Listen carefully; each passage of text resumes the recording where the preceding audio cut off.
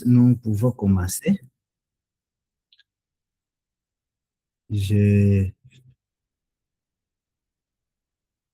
J'estime que nous pouvons commencer. Il est déjà 20h28. Comme le docteur n'est pas là, il est en train de faire une petite pause. Alors, je vais directement prendre la parole. Alors, comme je le disais, nous sommes ce week-end en train de voir comment nous pouvons utiliser les outils IA pour nous aider dans la rédaction de nos travaux scientifiques. Les séances précédentes ont été vraiment très bonnes. Vous avez déjà vu certains outils que vous pouvez utiliser pour créer des hypothèses, pour aller même jusqu'à générer des documents complets. Alors, nous allons, dans la première partie de cette présentation, nous allons essayer d'ajouter encore certains outils qui vous aident dans la rédaction, dans la recherche documentée. Après cela, nous allons aborder un autre sujet qui est important et qui est un sujet d'actualité aujourd'hui pour tout chercheur, celui de savoir qu'est-ce que j'ai fait après avoir utilisé les outils IA. Comment je lutte contre les plagiats, comment je lutte contre la similarité et comment je vais lutter contre les pourcentages élevés de l'IA dans mes documents. Comme cela a été dit, la journée de demain, nous allons aussi voir comment nous pouvons choisir une bonne revue où nous allons publier notre article pour une meilleure visibilité. Voilà, alors il est déjà 20h30, sans plus tarder, nous pouvons déjà démarrer. Alors, voici une petite définition. On nous dit les moteurs traditionnels restent utiles, mais les outils IA spécialisés accélèrent énormément les processus grâce à la recherche sémantique. Ici, je vous présente certains outils que vous pouvez utiliser lorsque vous voulez vous lancer dans la demande. En réalité, le processus, c'est comment? La première chose, nous supposons que vous avez déjà retenu un thème. Vous avez déjà un sujet. Par exemple, vous voulez travailler sur la déforestation en République démocratique du Congo. Votre sujet est déjà accepté. Alors, l'étape suivante, qui est même l'étape la plus importante, vous devez faire une revue de littérature. Vous devez savoir qu'est-ce que les autres ont déjà écrit, qu'est-ce qu'ils ont écrit et quels sont les éléments qui n'ont pas été touchés, que nous appelons souvent les gaps. Et à partir de ces gaps, vous êtes capable de créer des questions de réponse, vous êtes capable aussi de créer des hypothèses et des objectifs. Mais alors, nous nous retrouvons devant une multitude de documents, de sorte qu'on ne sait pas quel document choisir pour écrire. Il suffit d'aller sur Google, vous écrivez déforestation, Google va vous dire qu'il a trouvé 19 589 documents qui parlent de la déforestation. Est-ce que vous allez lire tous ces documents? Non. Vous allez choisir une catégorie, vous allez choisir un nombre précis d'articles sur lesquels sera basée votre revue de littérature. Mais alors, vous savez, chers chercheurs, nous sommes dans un environnement où les gens ont tendance à croire que lorsque votre article possède beaucoup de références, on a tendance à penser que cet article est bon. Je vois certains auteurs qui vont même à exagérer. Vous trouvez un article de 12 pages, mais quelqu'un a cité 120 auteurs. Il a cité 60 auteurs. il a cité 40 auteurs. Et là, on va dire, en tout cas, cet article est bon. Pourquoi? Parce qu'il a cité beaucoup d'auteurs. Et un autre élément, il utilise des citations récentes. Dans la recherche, normalement, on nous limite entre 5 à 10 ans. Si vous voulez citer un document qui date de plus de 10 ans, alors il faudrait qu'il y ait une raison pour laquelle vous voulez citer ce document. Mais on a toujours dit, si vous écrivez aujourd'hui un article où vous avez des références qui datent de 20 ans, on va vous dire non. Les éléments que vous avez ne sont plus d'actualité. Peut-être les éléments que vous êtes en train de donner dans vos documents ne sont plus d'actualité. Alors, devant cette pluralité d'articles où nous voulons choisir les meilleurs documents et nous voulons aussi choisir les documents qui s'alignent à notre travail, c'est pourquoi la revue de littérature, la recherche des documents ne peut plus être faite manuellement. Nous devons nous faire aider par des outils. Supposons qu'on vous demande de chercher 40 articles. Ça, utiliser les outils IA, cela va vous prendre même un mois. Mais nous allons voir avec les outils IA, c'est un travail d'une demi-journée, de 2 ou 3 heures, et vous avez tout ce dont vous avez besoin. Mais alors, supposons que vous avez choisi 60 articles, mais la question reste là. Est-ce que vous aurez le temps de lire les 60 articles, article par article? La réponse, c'est non. Nous devons donc aussi avoir besoin des outils qui peuvent nous aider à synthétiser les articles que nous avons téléchargés. Par exemple, si pour chaque article, on peut me donner un paragraphe, alors il me suffit de lire les 30 paragraphes, j'aurai déjà eu une idée générale de ce qui est en train de se dire dans les 60 articles que j'ai téléchargés.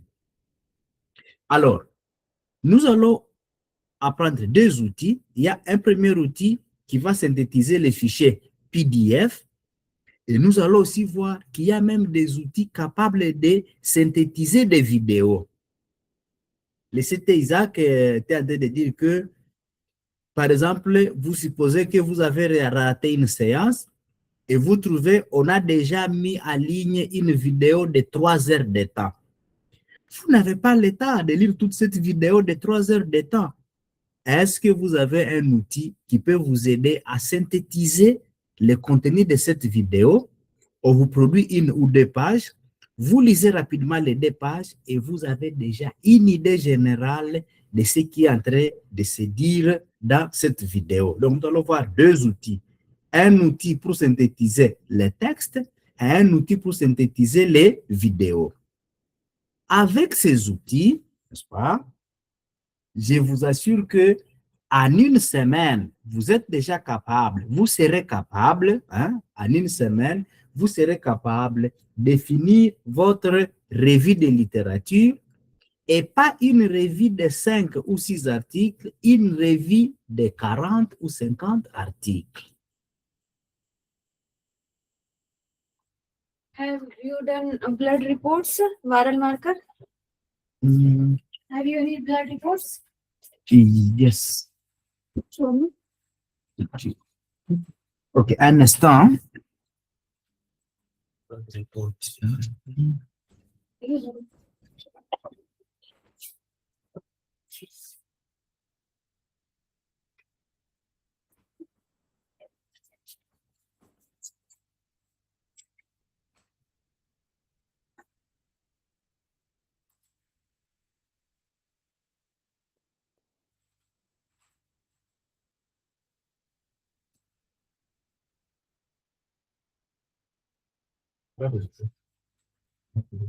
Viral marker.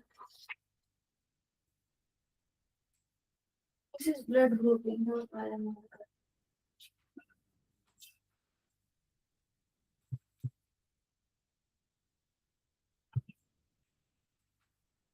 आपको क्या चाहिए देख लो ये कुछ तो बताना एक बार 2 minute.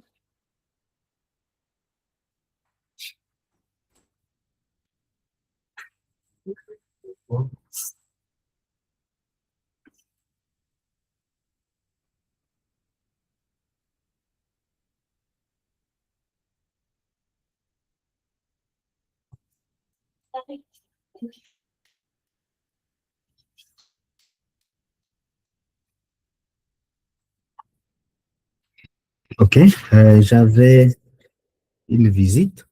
Alors, je venais de dire que nous avons des outils que nous allons exploiter, mais ils sont nombreux. OK? Alors, les premiers outils que nous allons discuter aujourd'hui, c'est l'outil Semantic Scholar. Semantic Scholar, c'est un outil gratuit et il possède plus de 200 millions d'articles. Voilà. Voilà le premier outil. Semantic Scholar, une bibliothèque avec plus de 200 millions d'articles. Alors, sans plus tarder, on va chaque fois prendre un outil, on montre rapidement ce qu'il fait avant de passer à l'outil suivant. Alors, patientez, je bascule vers cet outil-là. Okay.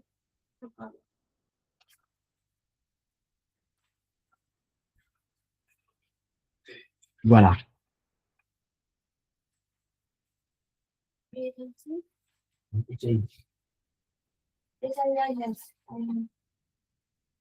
Je vous partage les liens pour accéder à cet outil-là.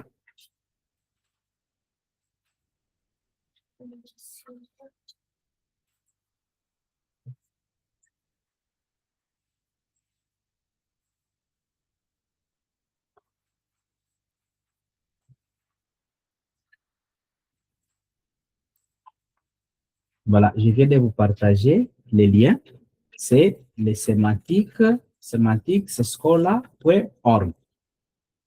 Le semanticscholar.org, comme nous l'avons dit, c'est un outil qui va vous aider à trouver facilement des articles qui sont liés à votre recherche. Alors, j'ai pris un exemple simple ici.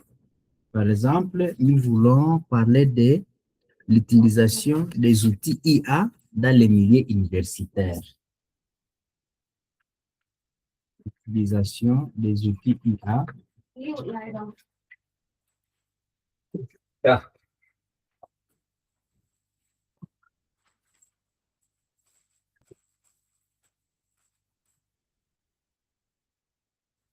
Voilà, je vous partage les prompts que je viens d'écrire. Et voilà, nous allons plutôt rechercher.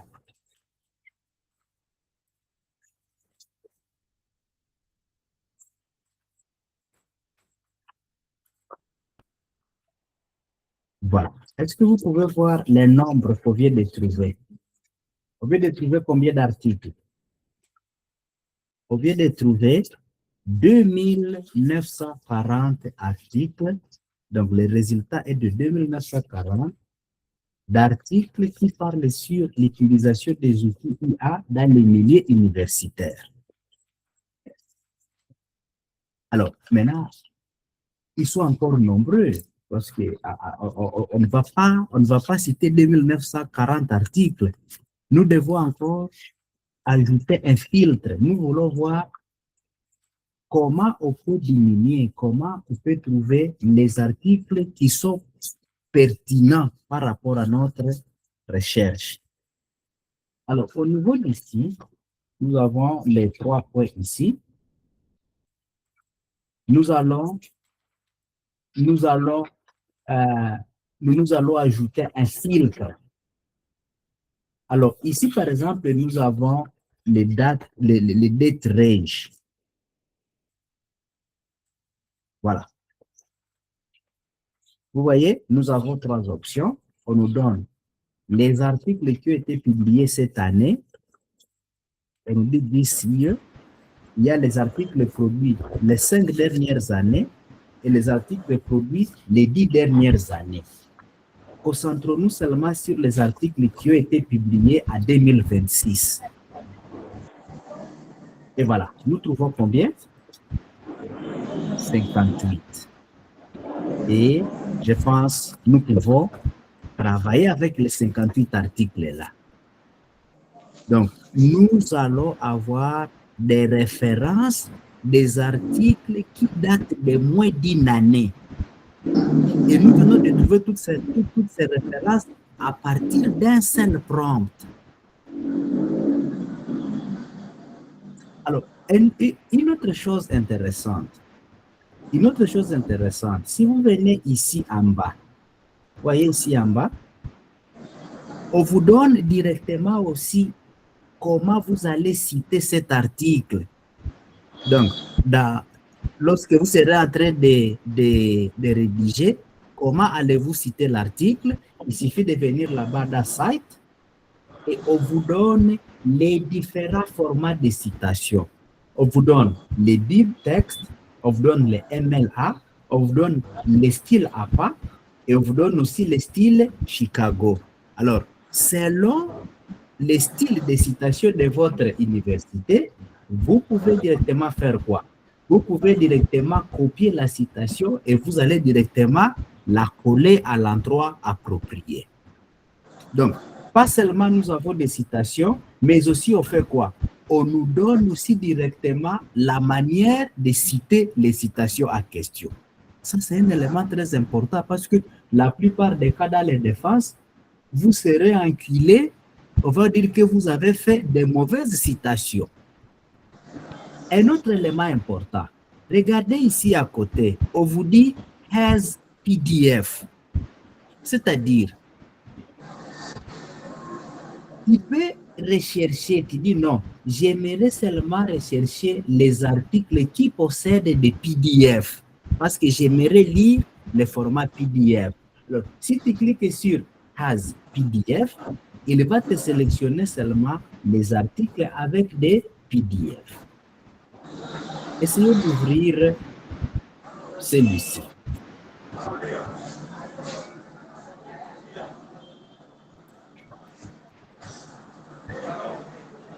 Voilà le premier que je viens d'ouvrir.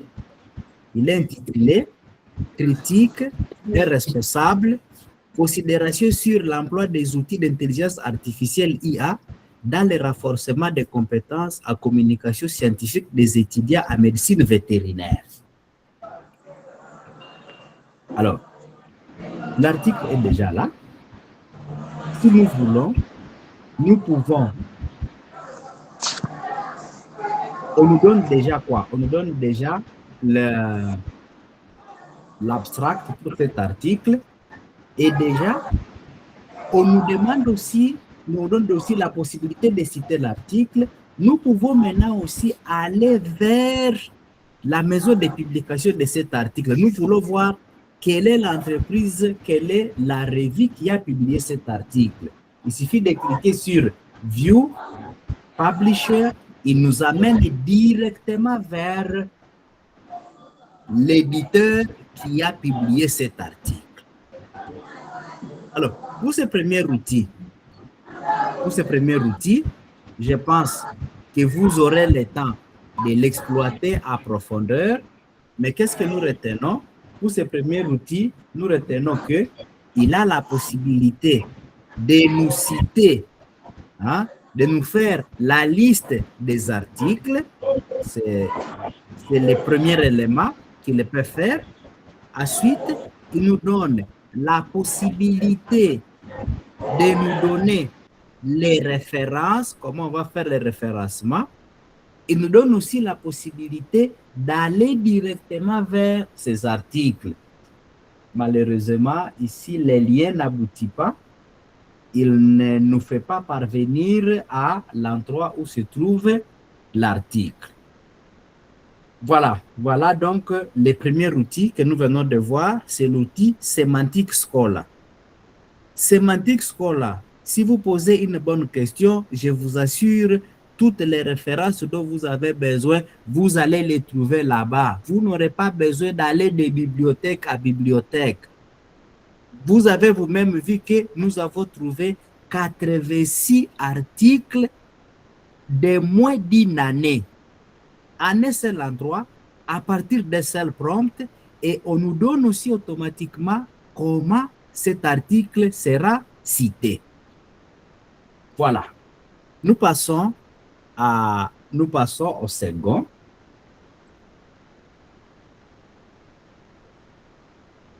Le second, c'est illicite.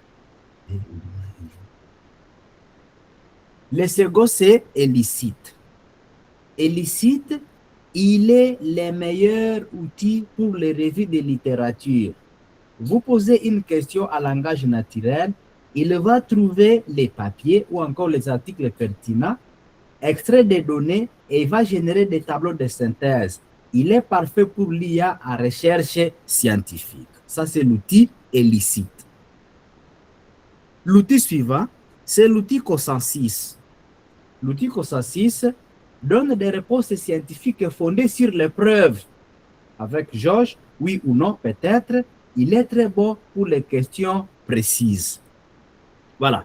Laissez-moi donner les outils et après, nous irons dans les navigateurs pour essayer certains de ces outils-là. Alors, l'outil, un autre outil, je pense que vous en avez d'ailleurs parlé, c'est l'outil Cite AI, qui analyse les citations. Il est indispensable pour évaluer la solidité d'une affirmation. Alors, à part ces outils, il y a aussi une longue liste d'autres outils intéressants que vous devez aussi encore exploiter. Et parmi ces outils, nous avons les Research Rabbit qui fait la cartographie visuelle et recommandations. Nous allons bien sûr aussi essayer de l'exploiter. Nous avons Connected Papers, graphe d'utilité, nous avons Space, recherche et nous avons et vous en avez déjà. Alors, les artistes de workflow, on nous demande de commencer toujours par illicite ou passive pour une question précise. Nous passons à sémantique Scholar, site pour approfondir, créer des alertes pour suivre de nouveaux articles. Alors, avant de passer à cette deuxième partie, revenons dans les navigateurs et essayons de pratiquer certains de ces outils-là. Essayons de voir ce que ces autres outils aussi peuvent faire. Alors, la séance sera un peu longue.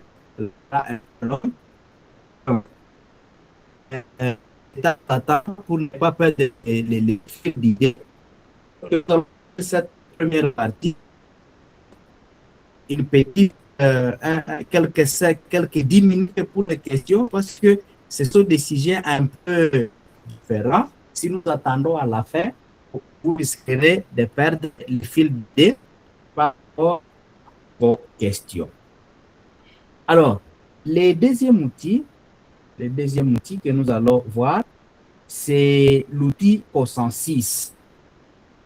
C'est l'outil consensus. Je vous donne aussi les liens, patientez.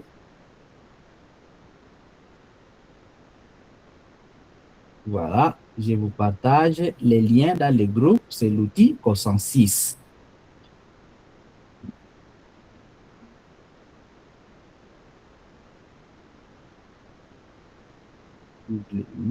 Patientez. J'ai déjà beaucoup de fenêtres. Voilà, nous sommes dans consensus. Et voici mon prompt. J'ai mis la déforestation en RDC, les causes et les défis. Et je vais dire rechercher. Nous patientons. Les résultats de la recherche. Voyons ce qu'il va nous donner.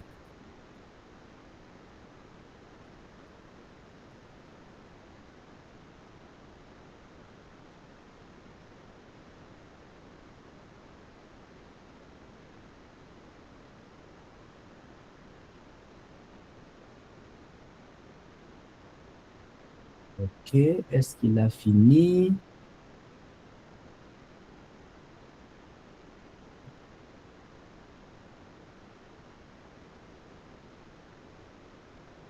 Patientez un peu.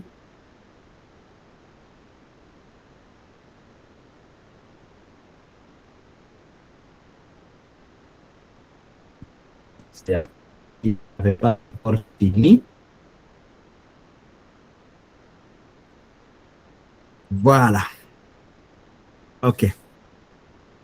Alors, la fenêtre est un peu embrouillée, mais ne vous en faites pas. Nous allons tirer l'essentiel de ce tableau. Venons ici sur le premier article, celui-ci à droite. Qu'est-ce que vous constatez? Il nous donne l'année à laquelle il a été produit. Il a été produit à 2018. Et à côté, on nous donne les nombres de citations. Celui-ci a déjà été cité par 51 personnes. Si nous revenons ici en bas, nous trouvons qu'il y a un article similaire.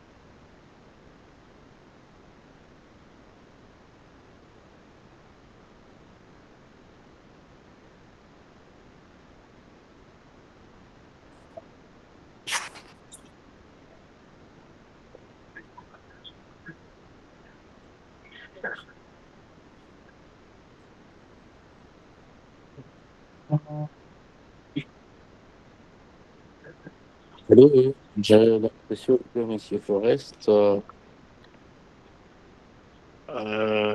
s'est déconnecté et qu'il revienne très bientôt.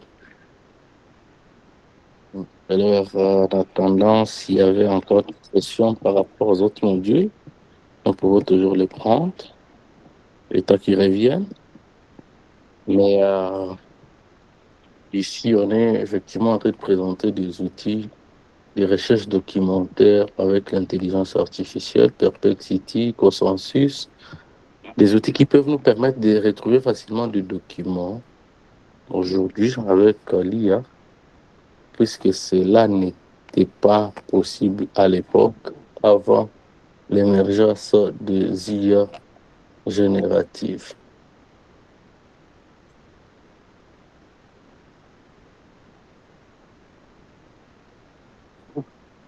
Alors, on va peut-être attendre un tout petit peu que M. Forest revienne, autrement, on va trouver une autre alternative.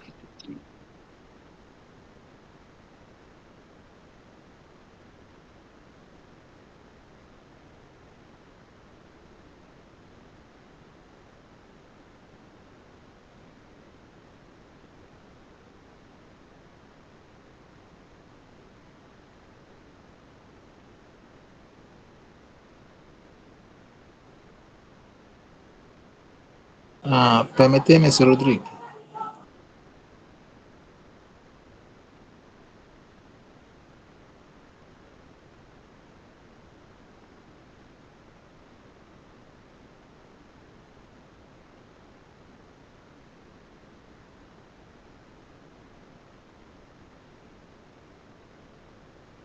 S'il vous plaît, M. Rodrigue, est-ce que je peux vous poser une question?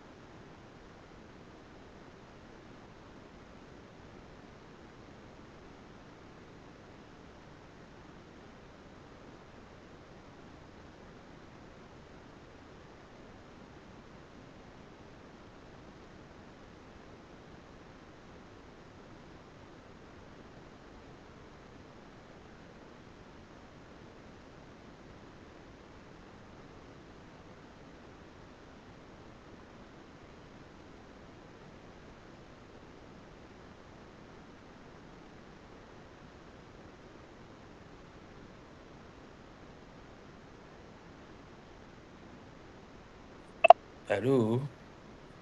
Alors, Monsieur Forest nous demande de patienter un tout petit peu. Il est en train de changer des lignes et il va revenir pour poursuivre. Alors, on était, n'est-ce pas, en train de présenter autour de la recherche documentaire et puis ensuite de l'éthique à l'ère de l'intelligence artificielle. S'il faut revenir autour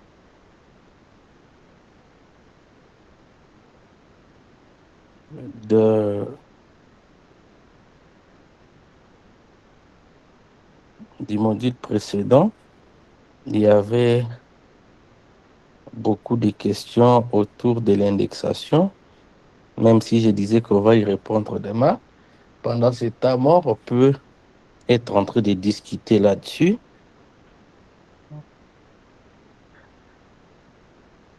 Euh, Normalement, pour pour savoir que le journal, la revue où on veut publier est indexée, il faut faire une vérification dans ce qu'on appelle des bases de données académiques. Des bases de données académiques. Et des bases de données académiques, nous avons telles que nous avons des bases de données telles que Google Scholar qui est plus connu. Donc, votre article est indexé chez Google Scholar. Vous êtes, vous savez déjà d'abord que c'est un premier pas. Mais comme on l'a toujours dit, Google Scholar, c'est une base de données qui est généraliste. Faites-moi signe si vous m'écoutez, s'il vous plaît. C'est bon, c'est bon. Google Scholar est généraliste et il est basique également. Donc, je vérifie que mon article est indexé chez Google Scholar et je découvre effectivement qu'il est indexé chez Google Scholar. C'est la première étape. Mais il y a des bases de données spécialisées. Des bases de données spécialisées telles que à santé, nous avons par exemple PubMed. Si mon journal à santé est indexé chez PubMed, si il est indexé, je suis en train de chercher le groupe, je vais décrire PubMed à santé. Si mon article est indexé chez PubMed à santé, je suis alors sûr que je suis en train de publier dans un très bon article. En ingénierie informatique, électronique, c'est chez IEE Explorer. IEE Explorer. Si mon article est indexé chez IEE Explorer et que je suis en ingénierie, je peux être sûr que je suis dans les bons. Il y a Scopus, qui est général. Si mon article est indexé chez Scopus, je peux être sûr que ma revue, elle est très intéressante. Il y a aussi DOAG. DOAG, il est aussi une base de données académique généraliste. Donc, quand notre article est indexé dans ces différentes bases de données, on peut alors être rassuré qu'il est indexé. Et quels sont les avantages alors quand on publie dans des bases de données indexées? Les avantages sont multiples. Ils incluent d'abord le fait que vous avez la chance d'avoir une haute visibilité de vos articles. C'est-à-dire, quand quelqu'un ira chez Google Scholar et il cherche le sujet de votre article, il va vous retrouver facilement parce que votre revue est indexée chez Google Scholar. Si on parle en français très simple, c'est que votre revue peut être trouvée lors des recherches effectuées à partir de Google Scholar. S'il est indexé chez PubMed, quand je vais faire ma recherche chez PubMed, votre article a des chances d'être retrouvé aussi chez PubMed. C'est ce qu'on appelle l'indexation.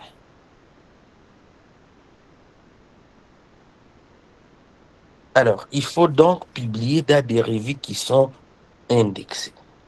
Dans certains programmes académiques de doctorat, par exemple, on exige que vous puissiez publier dans des revues qui sont indexées dans des bases de données hautement recommandées. Dans des bases de données hautement recommandées.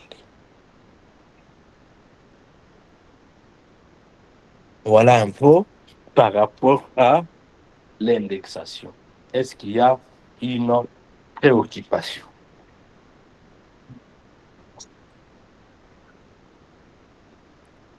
Avant qu'on ne puisse poursuivre, parce que nous serons en train d'attendre qu'il se ferait, en train de poursuivre avec notre formation.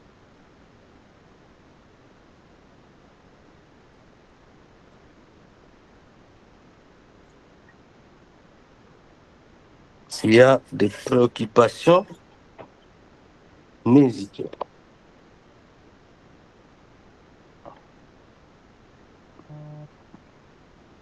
Vous pouvez écrire dans les chats ou bien lever votre main. L'état aussi que moi-même, je me connecte en ordinateur pour qu'on prenne les modules suivants autour de l'éthique à l'ère de l'intelligence artificielle.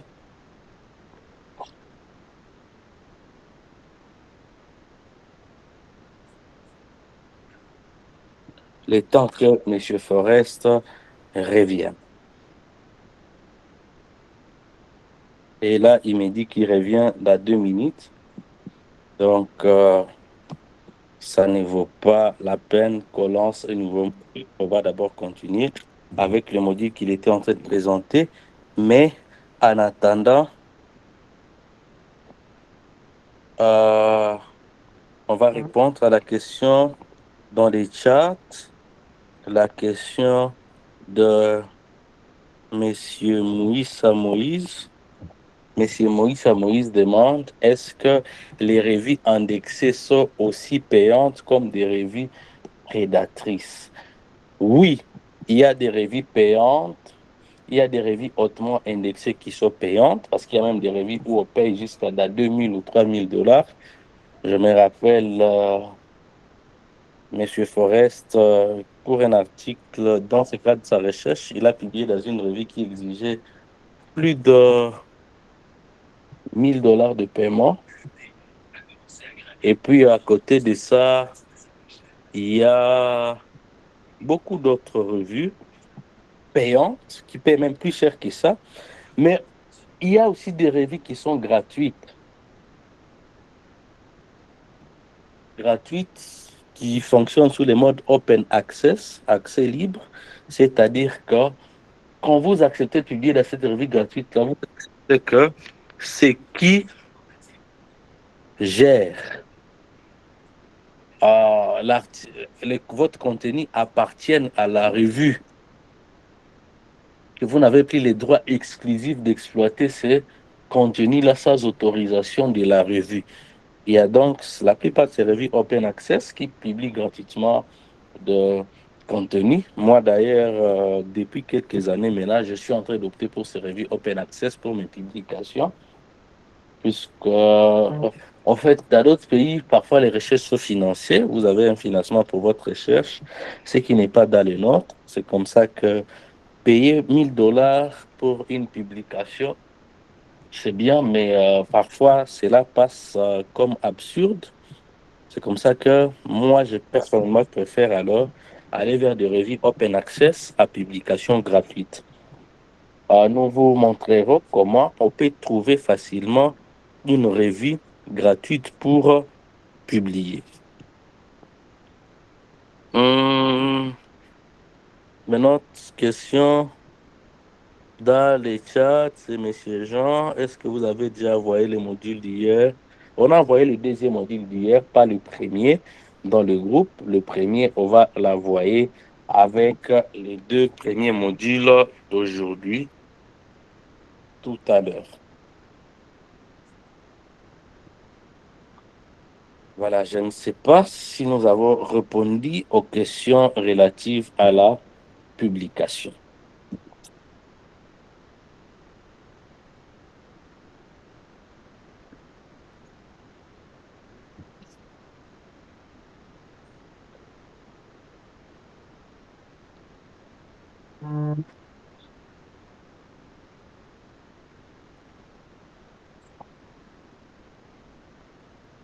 Il y a d'autres messages dans les chats. Quels sont les noms des revues gratuites, s'il vous plaît?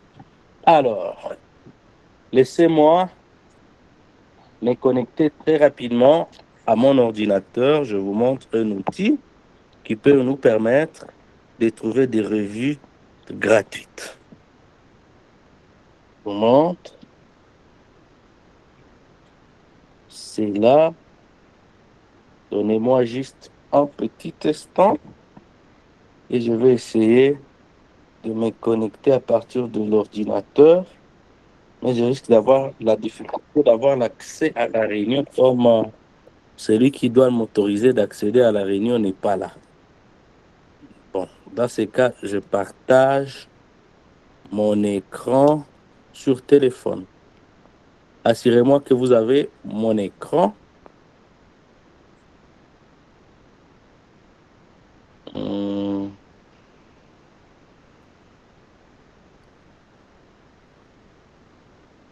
Est-ce que vous avez mon écran? Très bien. Alors, nous ouvrons notre navigateur, nous prenons DOAG. DOAG. Ça, c'est DOAG. Faites-le aussi chez vous. DOAG.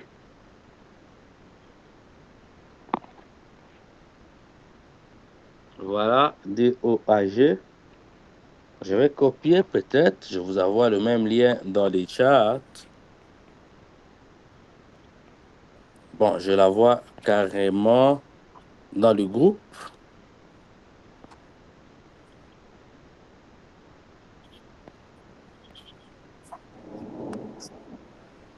Voilà.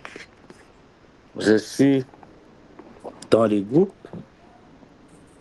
Et voilà. Ici, on peut rechercher de journaux. On dit par exemple, dans quel domaine? Public health, santé publique. Public health. Et puis, je dis, je cherche des revues de santé publique. Vous pouvez mettre votre domaine.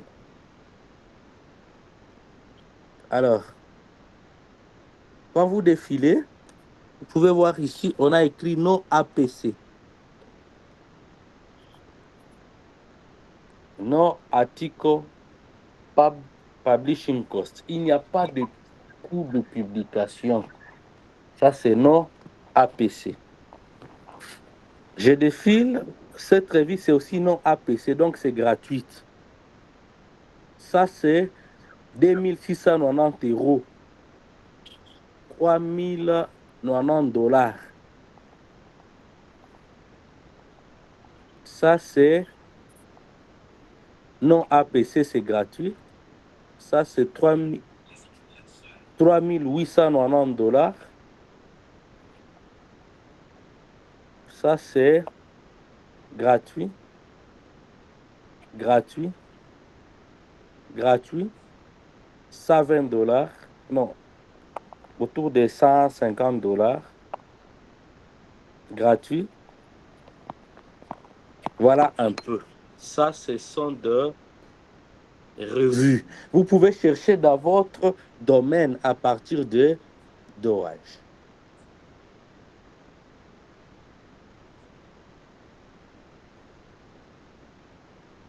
Vous pouvez donc sélectionner la revue là-bas. Comment publier dans une revue gratuite? Il suffit d'écrire un article, respecter le template, les exigences de la revue, soumettre et attendre que la revue puisse évaluer votre article, l'accepter ou le rejeter. Donc, c'est question d'abord de trouver un thème de recherche, préparer l'article, les soumettre à cette revue-là, et puis attendre que la revue puisse publier l'article. La plupart des fois, d'ailleurs, nos articles sont refusés parce que nous n'avons pas respecté les exigences de la revue format, fond, et ainsi de suite. Voilà un peu par rapport à la publication. Je pense que M. Forest est là et qu'il va prendre les relais pour continuer. M. Forest, vous avez la parole.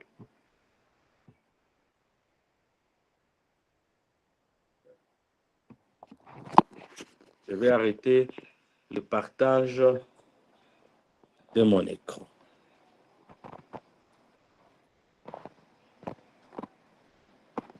Monsieur Forest?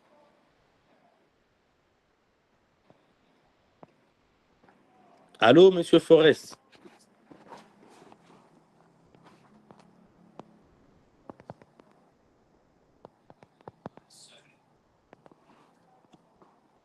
Allô, Monsieur Forest? Oui, allô, est-ce que vous me captez? Oui, on vous capte enfin. Ok, merci. J'étais en train de dire que nous nous excusons pour ce désagrément dû à la coupure de la connexion Internet là où nous sommes. Merci au professeur d'avoir pris la relève. Alors, nous nous sommes séparés. Je repartage mon écran.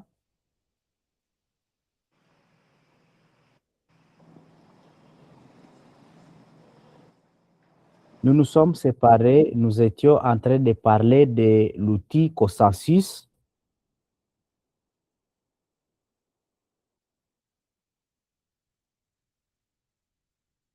Alors, j'étais en train de dire que l'outil Consensus, comme vous le voyez à votre gauche, il est en train de vous présenter les différents articles qu'il a trouvés et il est en train de vous dire aussi le nombre de citations par article. Et comme je le disais, le premier article, vous voyez, il n'a que 51 citations, tandis que le second en a 275. Alors, si vous êtes en train de lire, alors je vous conseillerais de privilégier celui qui a le plus de citations. Parce que plus de citations signifie que les gens, les autres chercheurs approuvent les idées qui ont été données par l'auteur. À Surcroît, je vous disais, à côté, vous allez trouver, il y a un PDF, on écrit là-bas PDF. Il y a aussi un cadenas ouvert qui signifie que l'article peut être téléchargé gratuitement. Vous n'avez pas besoin de payer pour accéder à cet article. Donc, chaque fois que vous verrez un cadenas ouvert, cela signifie que c'est accès libre à tout lecteur. Alors, si vous voulez télécharger les documents, comme je le disais, il suffit alors de faire quoi? De cliquer sur les PDF là et il va charger les documents et automatiquement, il peut directement vous envoyer les fichiers, il peut les télécharger automatiquement et vous allez trouver les fichiers en question directement dans votre téléchargement, dans votre dossier téléchargement. Voilà, ça c'est en rapport avec l'outil Consensus. Le deuxième outil, que nous allons voir, nous avons dit c'est l'outil Connected Papers. Lorsque vous avez trouvé un article, vous avez besoin de savoir s'il y a d'autres auteurs, s'il y a d'autres articles qui sont directement connectés à l'article que vous avez trouvé. Par exemple, vous avez trouvé un sujet et le sujet a été très intéressant et vous vous dites, est-ce que nous avons d'autres auteurs qui ont travaillé sur les mêmes thèmes? Alors, si vous voulez répondre à cette question, il y a déjà un outil qui va vous aider à trouver cette réponse. Vous allez dans Connected Papers. Dans Connected Papers, une fois que vous avez donné votre thème, il va vous trouver les articles qui parlent de ce thème. Alors, nous avons pris pour notre cas la déforestation en République démocratique du Congo. Et si vous essayez de voir, tous ces articles que nous sommes en train de défiler sont en train de parler de la déforestation.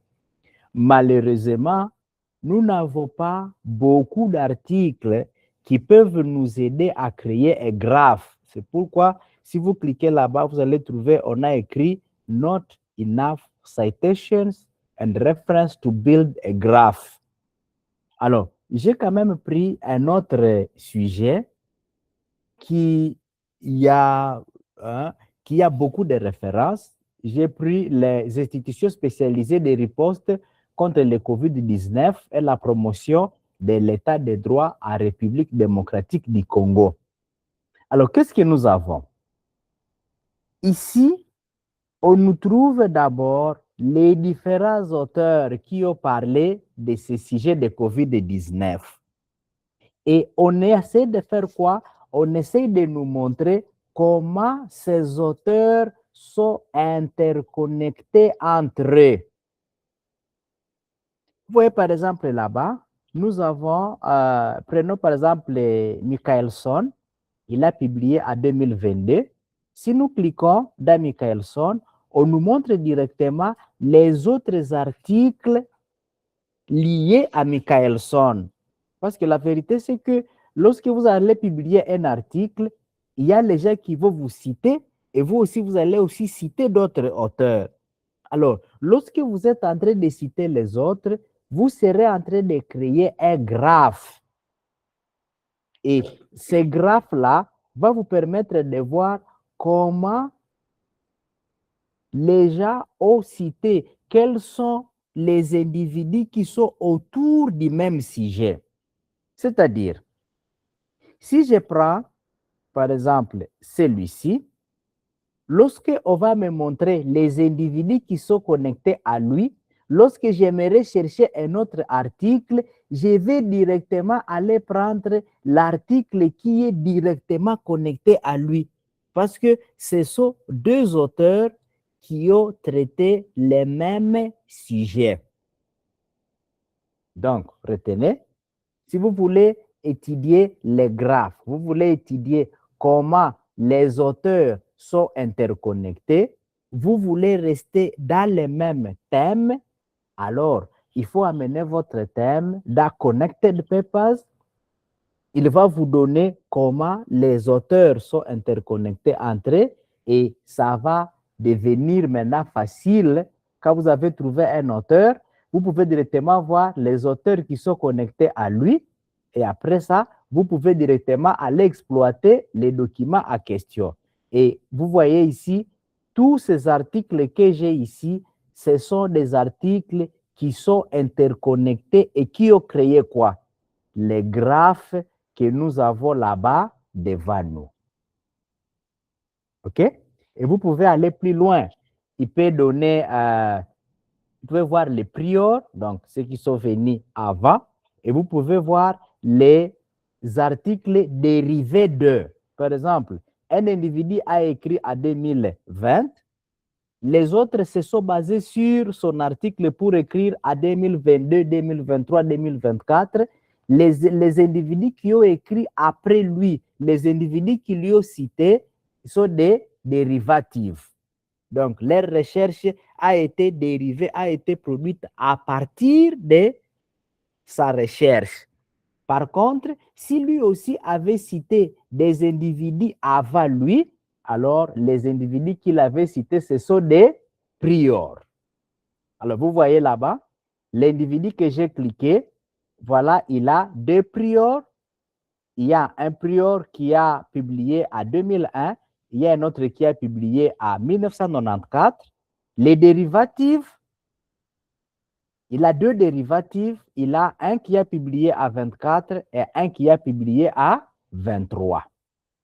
Voilà. C'est quand même aussi une analyse importante selon, selon les thèmes que vous êtes en train de gérer. Vous pouvez chercher à savoir qui a écrit avant et qui a écrit après. Donc, tout ce qui a à faire avec le graphe, n'hésitez pas d'exploiter Connected Papers. Voilà. Est-ce qu'il y a un autre que je n'ai pas encore montré? Un instant. OK. Il y a aussi un autre qui est aussi important dans la revue de la littérature, c'est les Research Rabbit. Je vous les mets aussi dans les groupes.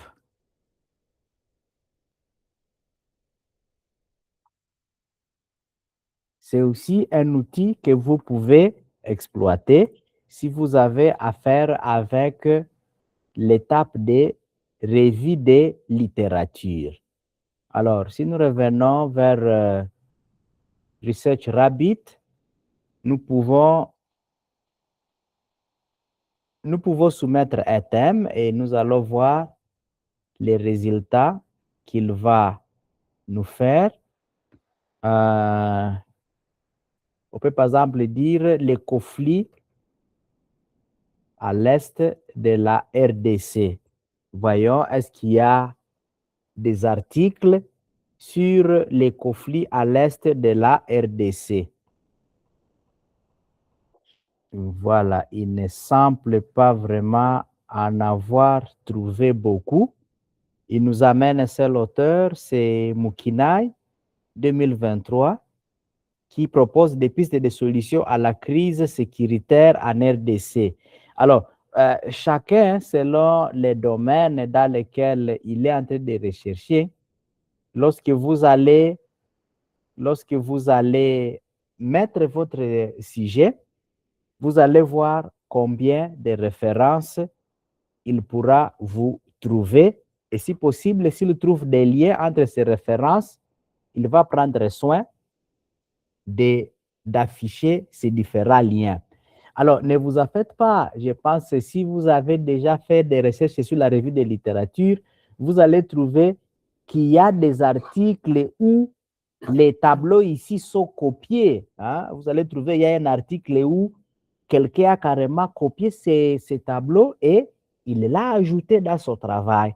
Et en dessous de l'article, il peut faire quoi? Il va mettre des commentaires. Donc, ce sont des graphiques qui donnent une autre image à votre article. On comprend que vous avez utilisé des outils un peu avancés pour rechercher votre littérature. Alors, il y a un autre outil, c'est peut-être le dernier pour cette série. Les autres outils, vous pourrez toujours les exploiter. C'est l'Elite Maps. Lui aussi, il va aider à créer des graphiques en rapport avec votre revue de littérature. Donc, il va essayer de faire parler votre revue d'une manière graphique. Je vous envoie aussi les liens pour ceux qui voudront l'essayer maintenant. Voilà les liens. Alors, voici un exemple. J'ai lancé un prompt. Le prompt est là. J'ai demandé de parler de la TVA dans le commerce international. TVA dans le commerce international. Alors, il m'a trouvé certaines références. Voici Ici, les références qu'il m'a trouvées, ce sont des références qui parlent de la TVA. Et comme je vous disais, on nous indique aussi directement sur les nombres de citations. Par exemple, vous voyez, celui-ci a déjà été cité 183 fois. Et l'accès, comme je vous disais, nous avons un cadenas fermé. C'est-à-dire l'accès n'est pas libre. Pour accéder à cet article, il faudrait payer. Alors, si nous essayons l'autre là, voilà, lui aussi, l'accès n'est pas libre. Il a déjà été cité 111 fois. Bon, ce n'est pas ça notre problème. Notre problème, l'élément que nous voulons visualiser dans l'élite map, nous voulons voir les individus qui ont déjà cité une recherche donnée. Par exemple, prenons celui-ci. Si nous cliquons dans celui-ci, nous trouvons qu'il a un lien avec Nicole. Il a aussi un lien avec l'autre là, si c'est Hardbrecht. Si nous prenons aussi un autre, nous trouvons qu'il n'y a qu'un seul lien. C'est seulement lui et l'autre là. Alors, ça sont des éléments qui vous aident à chercher à comprendre. Lorsque vous faites votre revue de littérature, vous cherchez à comprendre l'impact d'un auteur. Laisse-moi vous montrer ici un article. Nous sommes ici. Vous voyez celui-ci. Celui-ci a publié à 2000 combien? Il a publié à 2021. Mais il a combien de citations? Il en a 0. 0 citation. Il est là-bas. Alors, déjà, vous trouvez que ça, c'est un article qu'il ne faut pas citer. Il ne faut pas citer cet auteur. Pourquoi? Parce que depuis 2021, nous sommes en 2026, il n'a jamais été cité. Alors, automatiquement, lorsque vous êtes là-bas, vous allez comprendre que lui, quand même, qu'est-ce qu'il a fait? Il a cité, hein, il est là-bas, il a cité beaucoup d'auteurs, mais lui n'a jamais été cité. Donc, lorsque vous êtes en train de rédiger, ce n'est pas le meilleur choix. Au contraire, allez vers qui? Allez vers les individus qui ont déjà été cités plusieurs fois. Voilà. On peut prendre 5 minutes pour les questions avant qu'on ne passe aux outils de synthèse. Comme ça, on sait qu'on a balayé cette partie. Comme ça, nous allons après prendre les outils de synthèse. S'il y a une question, s'il y a des questions qui peuvent attendre, elles peuvent attendre. Mais s'il y a des questions spécifiques, nous avons 5 minutes pour y répondre rapidement.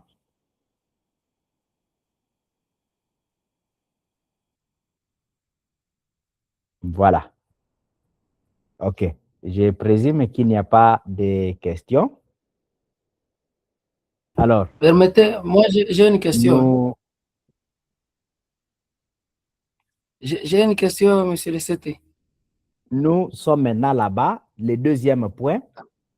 Le deuxième point concerne résumer les articles efficacement.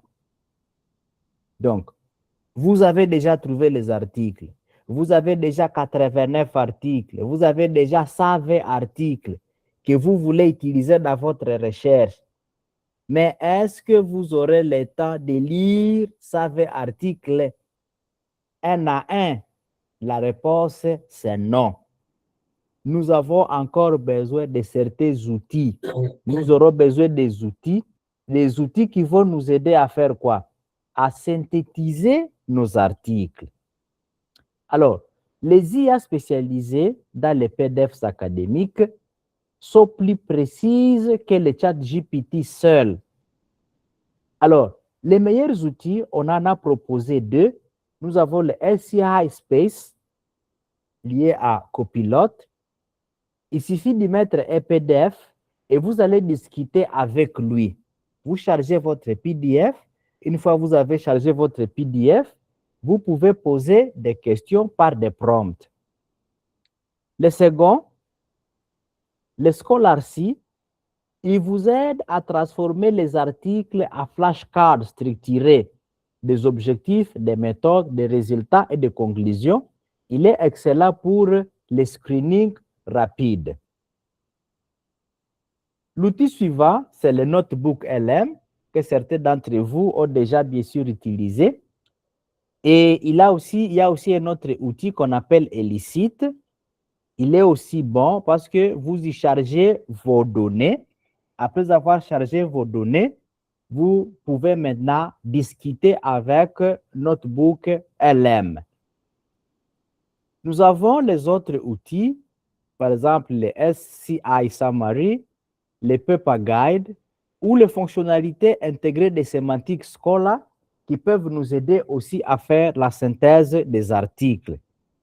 Alors voici un prompt efficace. Par exemple, vous voulez utiliser un LLM comme Claude, comme Gemini ou comme Grok. Vous pouvez dire « Résume cet article en suivant cette structure, objectifs, méthodes, résultats principaux, les limites et les contributions. Mets en évidence les chiffres clés et cite les sections. » Avec ce prompt, si vous remettez un PDF ou un autre fichier aux IA que nous utilisons souvent comme Claude, Gemini ou Grok, avec ce prompt, il va vous fournir des bons résultats. Alors, les sources, c'est aussi un élément important. Lorsque nous recherchons les sources, nous n'allons pas prendre tout ce que nous avons trouvé sur Internet. Il y a des critères classiques qui vous aident à choisir des sources. Le premier élément, c'est l'autorité. Qui a écrit l'article? C'est qui? Est-ce que c'est quelqu'un qui est connu dans ce domaine? Est-ce que c'est quelqu'un qui a l'habitude d'écrire? Le second lieu, c'est l'exactitude. Est-ce que l'auteur possède des citations nombreuses et des citations nombreuses récentes? C'est aussi un élément que vous devez considérer. Un autre élément, l'actualité. Aujourd'hui, lorsque vous citez un livre de 1990, bon, les gens se posent des questions. Normalement, comme je vous ai dit, essayez dans la mesure du possible d'être en deçà de 10 ans. D'ailleurs, on conseille même d'être en deçà de 5 ans. Lorsque vous avez des articles où vous avez parlé, vous avez cité les articles de moins de 5 ans, là alors on peut comprendre que vous avez réellement fait une bonne recherche. Le dernier élément, c'est l'objectivité. Est-ce que l'auteur a parlé de conflits d'intérêts? Est-ce qu'il y a certains conflits d'intérêts entre sa publication et les autres auteurs? Alors, ici, lorsque vous êtes en train de faire la revue de littérature, donc on conseille d'aller d'abord avec Cite. Après, vous pouvez vérifier les sources qui vous ont été données. Le docteur venait de parler de certaines bibliothèques qui sont reconnues mondialement. Nous avons par exemple les PubMed pour les gens des domaines médicaux. Essayez de vérifier est-ce que vos articles ont été traités par des pairs, que nous appelons les peer review. Les grands éditeurs comme Nature, Science, IEEE, ACM, lorsque vous avez tiré là-bas un document, vous êtes sûr que vous avez affaire à un document authentique. Alors, les conseils, croisez toujours plusieurs sources. Une affirmation n'est vraiment solide que si elle est corroborée par plusieurs études indépendantes. Alors, le workflow, qu'on nous le commande, les questions de recherche, vous avez Elicit, vous avez aussi Consensus. Il est bon pour trouver les questions de recherche. La cartographie du domaine, là-bas nous avons dit, vous pouvez utiliser Research Rabbit ou Connected Papers qui vous aident à voir comment vos auteurs sont interconnectés entre eux. Nous avons la lecture et le screening. Vous pouvez faire cela avec Semantic Scholar, avec Scholarcy ou encore ACI Space. L'analyse approfondie des citations, on peut utiliser S-Cite. La synthèse, vous voulez synthétiser, vous avez le choix entre Notebook LM ou encore Elicit. La vérification finale, vous pouvez faire la lecture des articles clés, plus le LLM pour des questions précises. Alors, un petit exercice. Nous avons déjà fait les COSA 6. Nous allons rapidement faire les notes GPT. Nous allons faire les chats PDF et nous allons finir par les litmaps que nous avons déjà d'ailleurs fait. Donc, il y a deux éléments qu'on n'a pas encore traités. C'est les notes GPT-IO et les chats PDF. Alors, prenons les notes GPT-IO.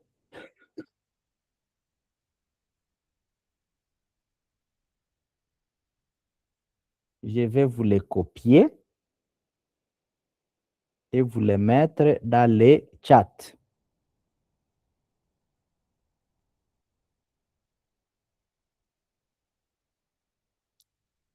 Oui, il y a la question de Jean Moussoubao qui dit on a toujours parlé des articles dans tous les exemples.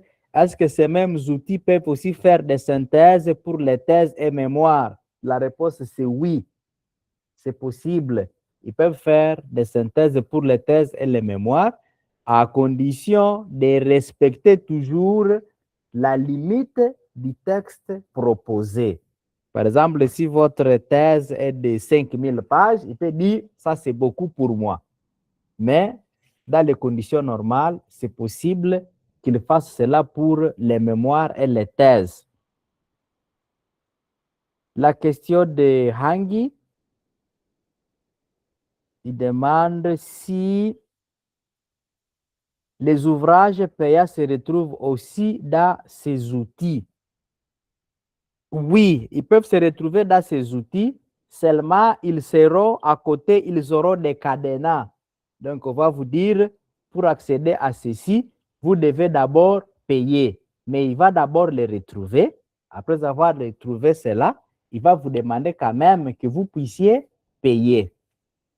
Alors, revenons ici. Nous sommes dans notre GPT-IO. Notre GPT-IO nous aide à synthétiser les vidéos. Par exemple, il y a quelqu'un, vous avez trouvé une bonne vidéo parlant de la déforestation, mais la vidéo est longue, vous n'avez pas le temps de la lire. Vous pouvez utiliser notre GPT. Comment l'installer? Après avoir écrit notre GPT.io, comme ce que je viens de faire ici, vous venez là-bas, vous l'ajoutez comme une extension de Chrome, ici, Add to Chrome. Vous cliquez là-bas sur Add to Chrome et il va installer cela comme une extension. Voilà.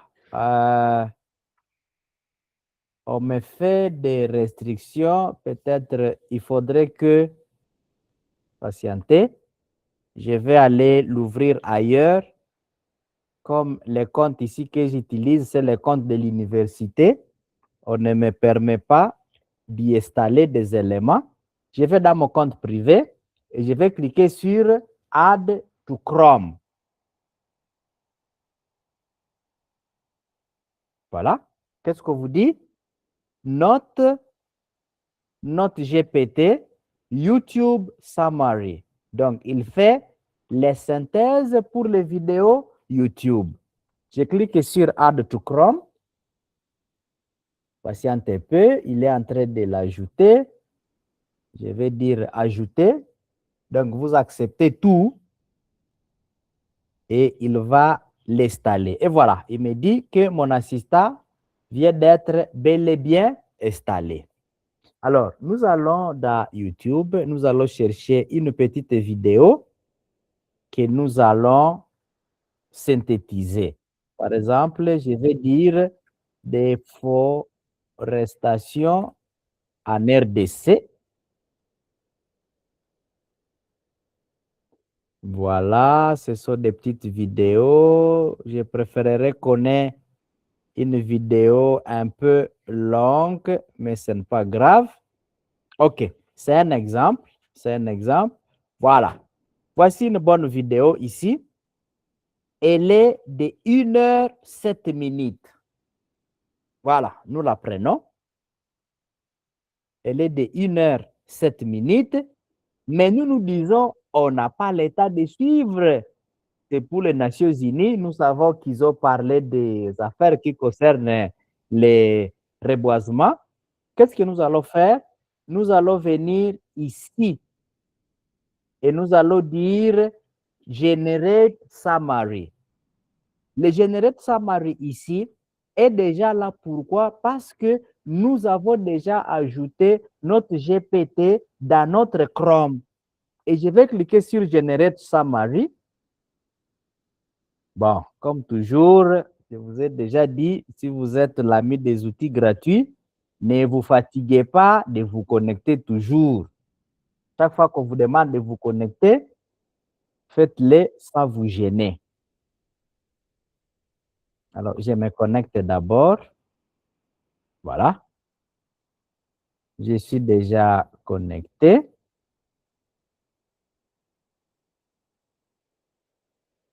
Bon.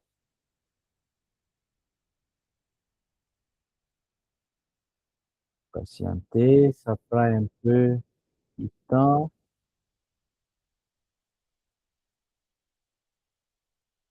Patienter. Je suis déjà connecté, mais il me redemande encore de me connecter.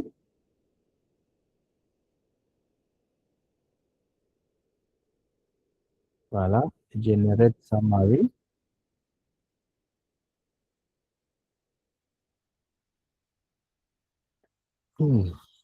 Bon, j'espère qu'il y a encore une fois.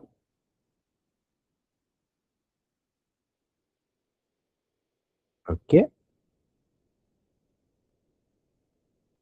Alors,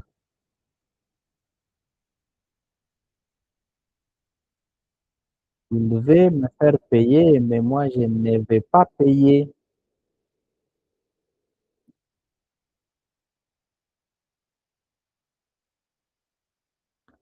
OK. Laissez-moi prendre une petite vidéo. Ça peut peut-être être un problème de taille. Vous voyez si c'est un problème de taille. Essayez avec. Je pense que c'était un problème avec une heure et plus. Ils me disent non, non, monsieur, là, il faut quand même donner quelque chose. Alors, voilà.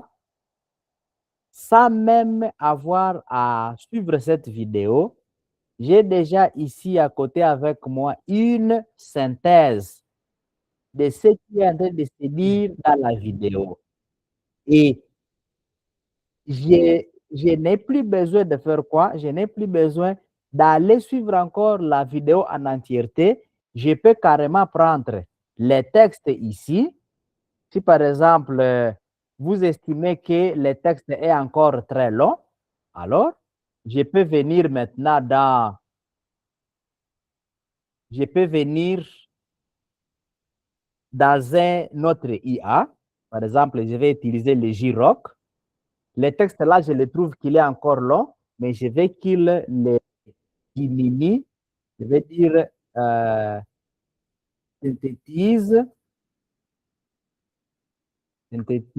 en un paragraphe. Et je vais faire quoi? Je vais coller le texte ici.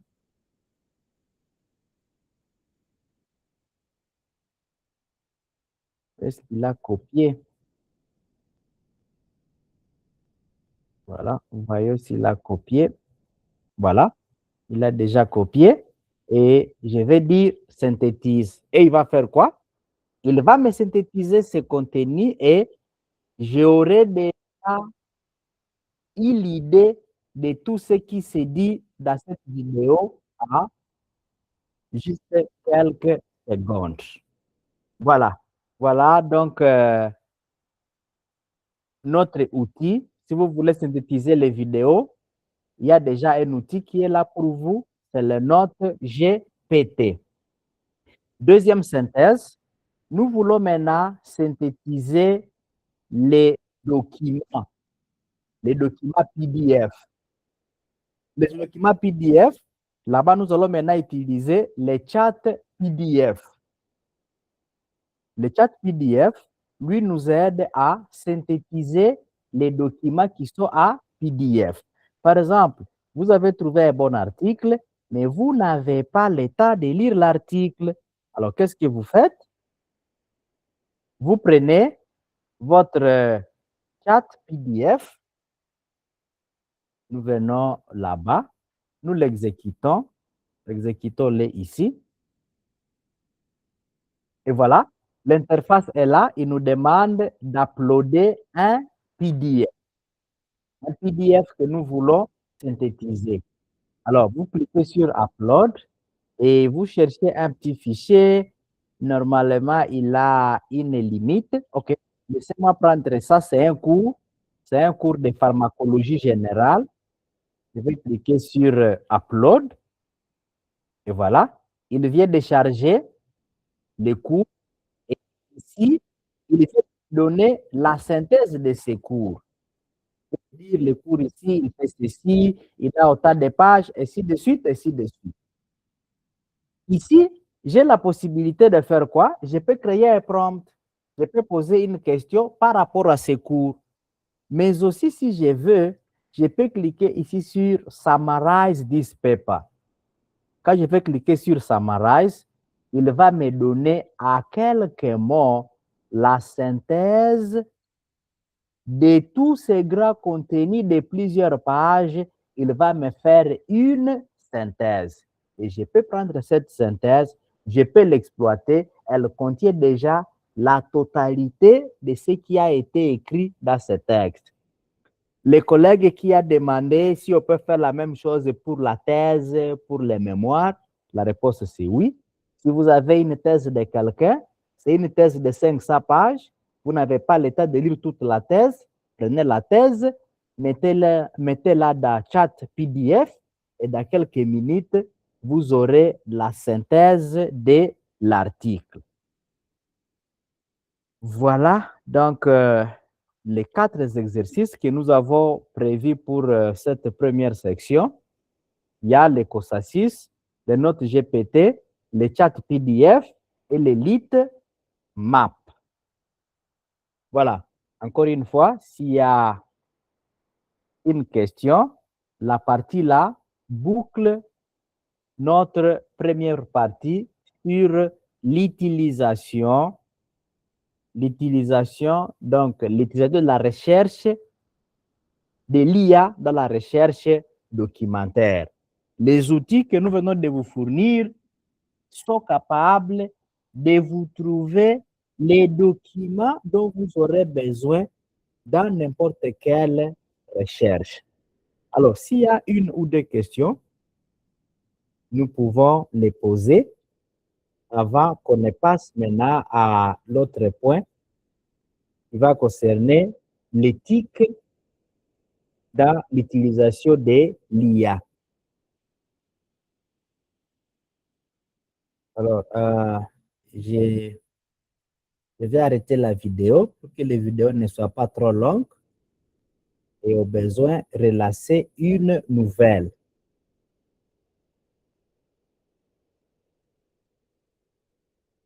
Oui, Franck, vous avez la parole.